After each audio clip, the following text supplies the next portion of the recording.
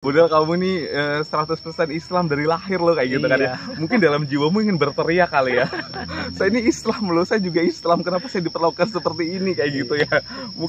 Assalamualaikum warahmatullahi wabarakatuh. Kembali lagi di channel Jarwo Songha. Nah, kali ini saya sudah bersama dengan teman saya langsung dari Papua, asli Papua, dan kita akan ngobrol-ngobrol bareng dengan rekan kita yang satu ini seputar bagaimana sih perjumpaan Islam dan Papua. Wah, ini tema yang sangat menarik karena Juda ini merupakan orang Papua asli dan kebetulan dia juga adalah qadarullahnya adalah seorang muslim, dan kita ingin tahu lebih dekat lagi bagaimana sih sebenarnya sejarah Islam ataupun cerita di kampungnya Juda tentang Islam dan Papua.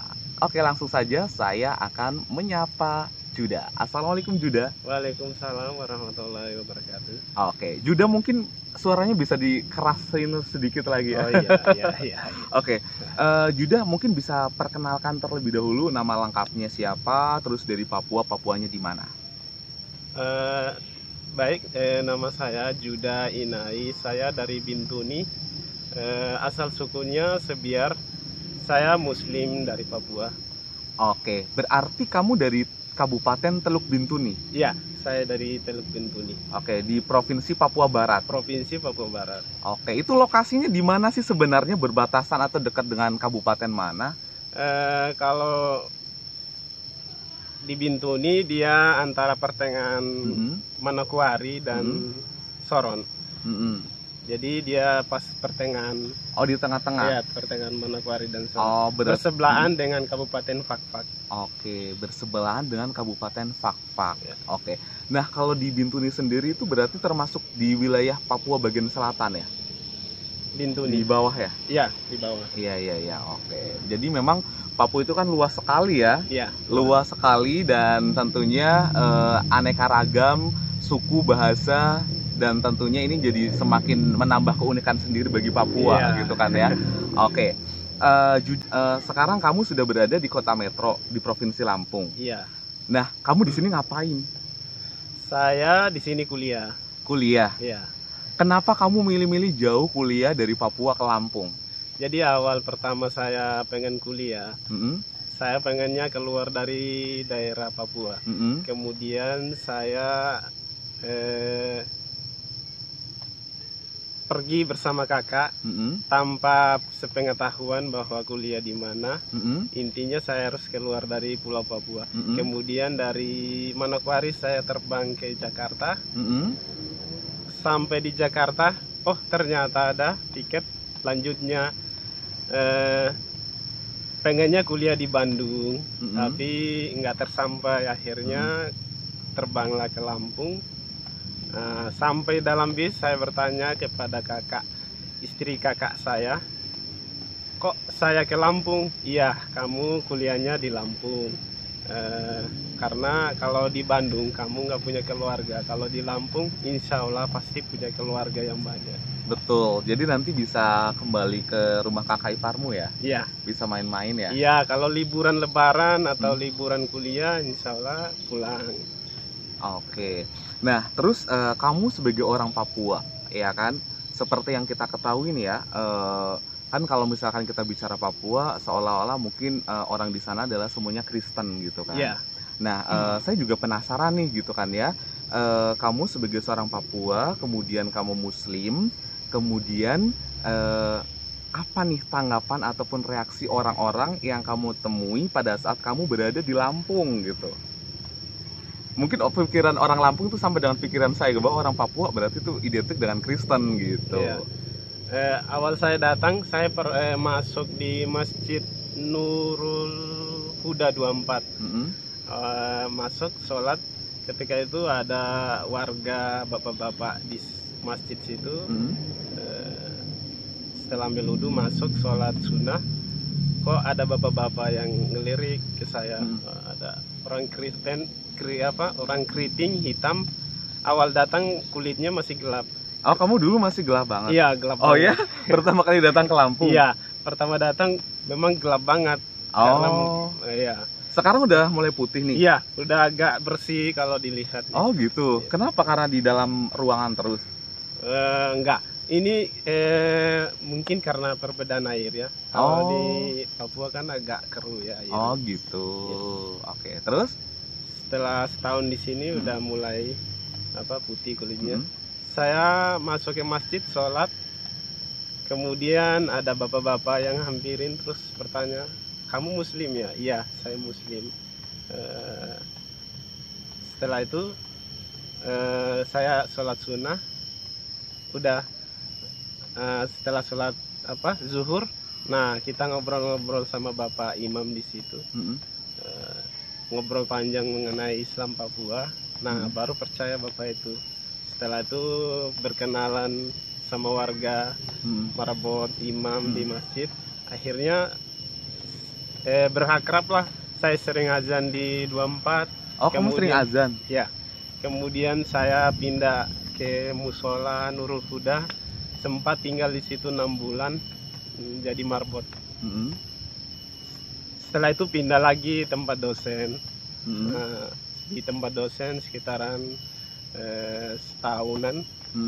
Nah, udah pindah lagi sekarang ngekos. Jadi gitu. di sini nih banyak pengalaman lah. Iya, udah kemana-mana ya. Iya. Jadi pernah jadi marbot juga ya. Pernah jadi marbot. Wow, jadi marbot masjid itu adalah yang mengurusi masjid, mulai membersihkan masjid, kemudian tinggal di masjid juga, dan juga biasanya untuk bagian azan dan iqomah juga ya. Iya. Oke. Nah, terus bisa ceritakan nggak sih kamu di daerah Teluk Bintuni itu dari kampung apa? Saya dari Bintuni, Kampung Tomu. Distriknya apa? Distrik Tomu, Kabupaten Teluk Kabupaten Bintuni. Bintuni ya. Oke, jadi nama kampungnya atau desanya itu adalah Tomu, distriknya atau kecamatannya itu juga Tomu, Kabupaten Teluk Bintuni, Provinsi Papua Barat. Papua Barat. Oke, kamu dari suku apa? Saya dari suku Sebiar, karena di Bintuni ada 7 suku. Ada 7 suku. 7 suku. Sebiar mayoritasnya Islam. Oh gitu. Nah, kalau di suku Sebiar ini berarti ada di kampung mana saja nih suku Sebiar persebarannya?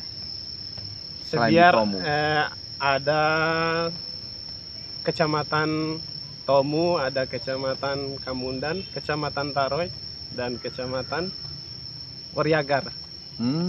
Itu yang Sebiar, Muslim semua. suku Sebiar ya. Suku Sebiar. Ya, Muslim. Oke, dan orang-orang di sana ya praktek peribadatannya sama yang ada di sini ya? Iya. Pakai jilbab, masjid banyak. Iya. Sama ibadahnya kita sama, mereka berjilbab, kemudian seperti biasa menjalankan ibadah-ibadah yang telah diajarkan Rasulullah. Oke. Nah, terus kalau di sana apakah ada tradisi bakar batu yang kayak orang-orang di daerah Pegunungan Tengah? Kalau di suku Sebiar nggak ada bakar batu. Oke, jadi tradisi-tradisi unik yang ada di Papua, di suku Sebiar yang nggak ada di sini apa yang pernah kamu lihat? Kalau tradisi di Indonesia kan banyak tradisi-tradisi ya. Kalau di suku Sebiar kita menggunakan tradisi Muslim. Misalnya ketika Lebaran kita lebih banyak ada khotib baru yang misalnya ada khotib baru ya, yang khataman Quran, kita dikotibkan untuk dihantar kemana-mana ke daerah-daerah dengan perahu. Oh gitu. Iya. Jadi kalau misalkan ada khotib baru, itu diantar ke keliling kampung gitu ya? Keliling kampung ya. Ke berbagai macam kampung dengan menggunakan perahu. Oh gitu. Jadi kayak semacam perkenalan mungkin ya? Perkenalan dia. Oh ya. Khotib itu berarti untuk pemimpin masjidnya yang ada di sana? Iya. Bukan, dia khotib semacam yang biasa berkhutbah di masjid-masjid. Iya, khutbah di masjid terus.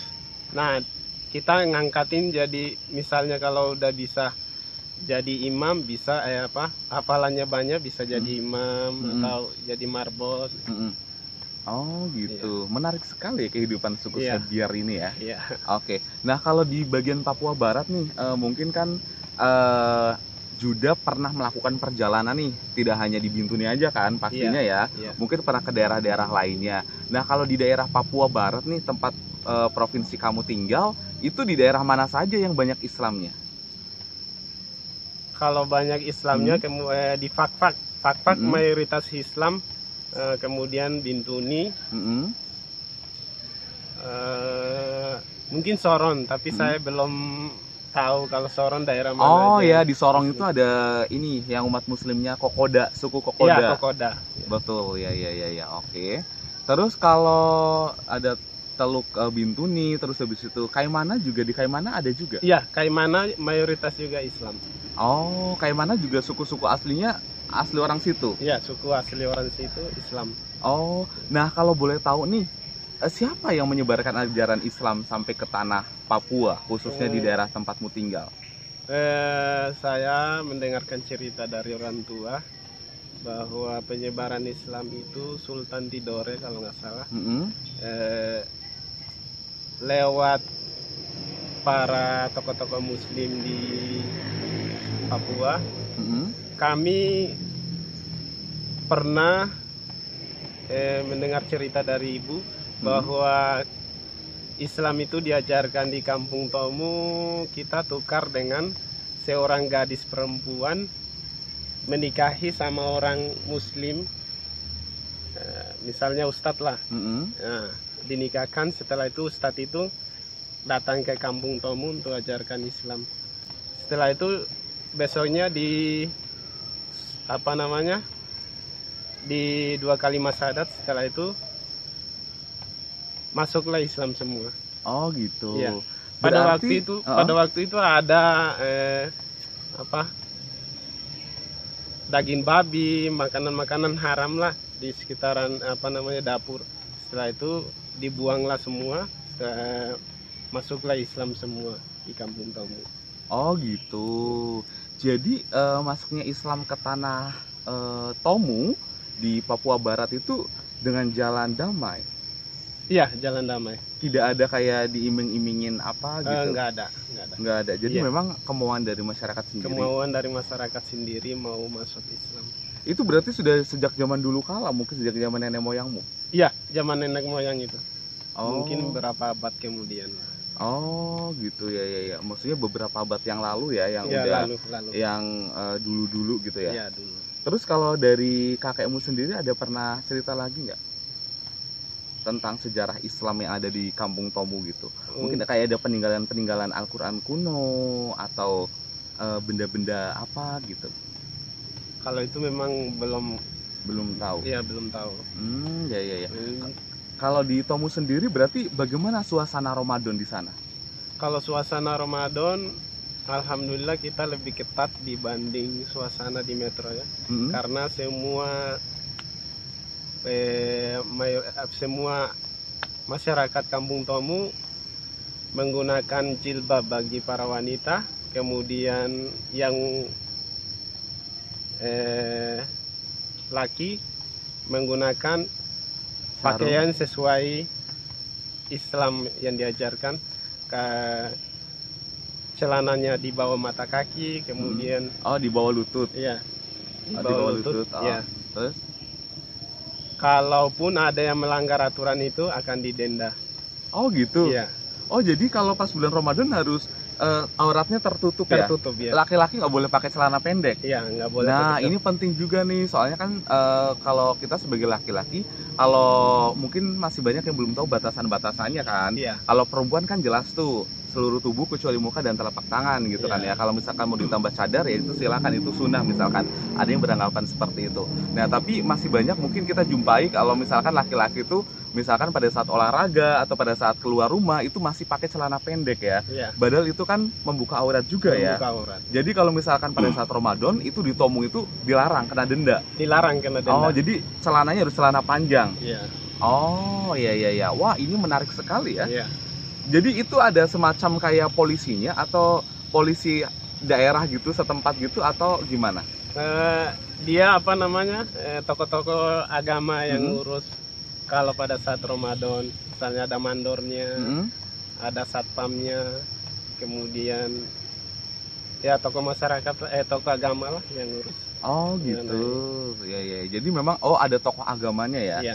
Mungkin kayak dibantu oleh pemuda setempat kali ya, untuk kayak bagian pemuda. Oh ya, berarti semaraknya luar biasa ya. Iya. Oke, ada makanan-makanan khas di sana nggak sih? Kayak misalkan sagu bakar atau apa gitu? Oh iya, kalau kami di Tomu ada sagu kelapa, Mm-mm, ada sagu bakar, mm-mm, kemudian ulat sagu, mm-mm. Oh ya, ulat papeda. sagu itu enak banget ya. Iya, Kamu biasa makan ulat sagu? iya. Ulat Lezat. sagu itu enak banget ya. Apalagi dibakar gitu kan. Waduh, saya nggak ada lawan. Enak banget ya. Iya, Terus sagu bakar itu sagu porno ya? iya, sagu porno. Sagu porno kan? Iya. Oh sama tuh, tempatku juga dulu aku ngajar juga nyebutnya kalau sagu bakar itu sagu porno. Porna kalau nggak Oh salah. porna tempatmu? Iya, porna. Oh tempat dia porna, tempatku porno. Ya agak sedikit beda lah ya. Beda ya. Tapi isinya sama kan, Sama. jadi sagu bakar Sama, ya. jadi sagu bakar. Terus ada juga tuh sagu yang dibakar terus dikasih gula merah. Oh iya, sagu kelapa. Oh itu sagu kelapa Iya. namanya. Karena isinya nanti ada gula merah. Oh itu enak banget kan. Enak. Enak. Itu tapi kalau makannya pas anget-anget ya. Iya, Jadi masih enak, empuk. masih empuk dia. Betul. Oke. Terus kalau papeda ada papeda kasbi sama papeda sagu. Kami papeda sagu Oh full. full. Nggak ada papeda kasbi. Nggak ada. Oh tapi sering makan kasbi kan? Iya, sering makan kasbi. Di tempatmu kasbi juga namanya? Namanya singkong. Oh singkong. Bukan apa namanya? Iya, kasbi. Kasbi sama Iya. kan? Iya. Kalau pakai bahasa suku Anggara. Anggara. Iya. Oh bahasa suku Sebiar. Bisa biar. Oh iya menarik sekali ya. Iya. Oke terus kalau di Tomu sendiri ada berapa masjid di sana? Di Tomu ada dua. Dua masjid besar. Iya, dua masjid. Musolanya Musolanya nggak ada. nggak ada. Cuma masjidnya. Oh masjid besar itu ya. Iya. Terus lembaga pendidikan kayak MTS, MI ada? Ada. Ada tapi sekolah kayak- negeri? Ada sekolah negeri, SMA negeri. Oh sama negeri cuman mereka berjilbab gitu. Ya, berjilbab. Kalau yang muslim, kalau yang non muslim ya seperti biasa. Oh mungkin ada anak-anak dari luar kampung yang Iya, masuk sekolah di Masuk situ. sekolah situ. Oh Ada iya. yang dari Batak, ada yang Mhm. dari Manado, Mm-mm. kemudian Sulawesi ada non muslim. Oh gitu. Nah terus kalau tentang kehidupan di sana nih, tentang kehidupan masyarakat yang asli dari Papua yang memang sudah muslim kayak suku Sebiar misalnya, terus habis itu dengan suku-suku lainnya yang mungkin non muslim, Iya. bagaimana kehidupannya? Kami di sana sudah biasa ya, Mm-mm. bermasyarakat sama non muslim Mhm. maupun yang muslim, Mm-mm. makan bareng. Mm-mm. Kemudian kalau ada yang kita memakan dari non muslim, kita harus bertanya dulu, Mm-mm. ini apa. Kalau dia jawabnya ini, lauknya ini, ya, baru kita makan. Kalau ada lauknya ini, kita tinggalin. Oh gitu. Terus kalau di sana kalau misalkan ada hajatan nih, Ya. itu suka dipisah nggak sih makanan yang muslim dengan yang non muslim? Oh iya, dipisah. Diberitahu juga. Mm-mm. Kalau yang muslim di sebelah kanan, kemudian yang Kristen di sebelah kiri. Memang di sana sudah Aturannya diberitahu, seperti kan? itu. Iya. Oh betul, itu seperti yang pernah saya temui waktu di Nusa Tenggara Timur juga gitu. Karena memang suku-suku di sana juga banyak yang asli Islam kan Iya. gitu. Dan ketika ada yang non Muslim, ya makanannya harus dipisah gitu kan. Mungkin kalau misalkan soalnya ada beberapa pantangan kan ya di Muslim yang nggak boleh dimakan ya. Iya. Oke. Nah terus kamu sebagai seorang Papua gitu kan ya, seperti halnya ciri fisiknya sama persis seorang Papua gitu kan ya, tapi terlahir sebagai seorang Muslim gitu kan ya. Bagaimana sih perasaan kamu? Ada sesuatu hal yang berbeda nggak sih ketika kamu keluar, pengalaman-pengalaman unik selain tadi yang kamu temui di masjid? Iya. Gitu. Ya, jadi apa ya? Ada pengalaman-pengalaman unik lainnya nggak sih yang pernah kamu temui di luar Masjid 24 yang orang-orang mungkin heran, kamu Papua, kamu Muslim kayak gitu? Kemudian pernah saya ketemu sholat di, kalau nggak salah, Lampung Utara. Ada seorang bapak-bapak. Ketika saya masuk masjid, dia bertanya sama seperti di 24. Kamu Muslim ya? Ya, Muslim. Kemudian dia mencoba dengan Al-Fatihah. Kalau kamu Muslim, coba baca Al-Fatihah. Terus? Kemudian Kamu baca? Saya bacalah Al-Fatihah Terus? dari awal sampai akhir. Baru bapak itu percaya bahwa oh iya benar Muslim. Kemudian dia ini lagi sama surat pendek. Teks Kemudian lagi. saya bacalah surat Al-Falaq baca. Nah, baru percaya bapak itu bahwa oh iya benar Muslim. Oh gitu. Ya, jadi kayak sering apa ya? Kayak orang-orang mungkin ragu gitu ya. Iya, ragu. Padahal kamu nih 100% Islam dari lahir loh kayak gitu kan ya. Mungkin dalam jiwamu ingin berteriak kali ya. Saya ini Islam loh, saya juga Islam. Kenapa saya diperlakukan seperti ini kayak gitu ya? Mungkin seperti itu kali ya dalam begitu. Kamu kayak merasa kesel atau jengkel nggak sih kalau digituin? Atau kamu ya udahlah biasa aja? Biasa gitu? aja. Oh biasa aja ya. Aja. Nggak ngerasa dongkol atau gimana ya? Oh enggak. Oh gitu. Mungkin kayak kamu memaklumi kali ya? Iya. Mungkin nggak tahu jadi dia bertanya seperti itu. Ya udah, saya jawab aja pertanyaan dia. Iya. Oke. Ada pengalaman unik lainnya nggak? Mungkin pada saat kamu ke pasar atau ke mana gitu kan ya? Ketemu kok tiba-tiba assalamualaikum gitu. Oh nggak ada. Kalau sekitaran sini udah pada kenal. Oh udah terkenal lah ya gitu ya. Siapa sih di Metro yang nggak kenal Juda gitu ya? Saya satu-satunya orang Papua di sini ya. Kamu satu-satunya di sini? Iya. Satu-satunya orang Papua di sini. Oh ya? Yang kuliah di Universitas Muhammadiyah Metro. Oh jadi di Universitas Muhammadiyah Metro kamu cuma satu-satunya yang dari Papua? Satu-satunya. Ada teman dari NTT cuman nggak tahu ya sampai sekarang belum ada kabar saya. Oh belum pernah ketemu lagi? Iya. Oh gitu ya. Jadi yang dari Papua hanya kamu sendiri? Sendiri. Oh. Nah guys, itu dia obrolan saya bersama Juda. Wah, keren banget ya obrolannya ya guys ya. Nah, kita jadi semakin tahu nih ya, ternyata banyak juga loh suku-suku asli di tanah Papua yang mereka itu adalah Muslim sejak mereka lahir. Bahkan sejak zaman nenek moyang dulu, sejak zaman kerajaan Ternate Tidore, Bacan Jailolo berkuasa di sekitaran Papua. Terima kasih sudah menonton video kali ini. Semoga video kali ini bermanfaat untuk Anda semuanya. Jangan lupa subscribe, like, dan komen channel Jarwo Songha. Assalamualaikum warahmatullahi wabarakatuh. Selamat pagi dan sampai jumpa. Dadah.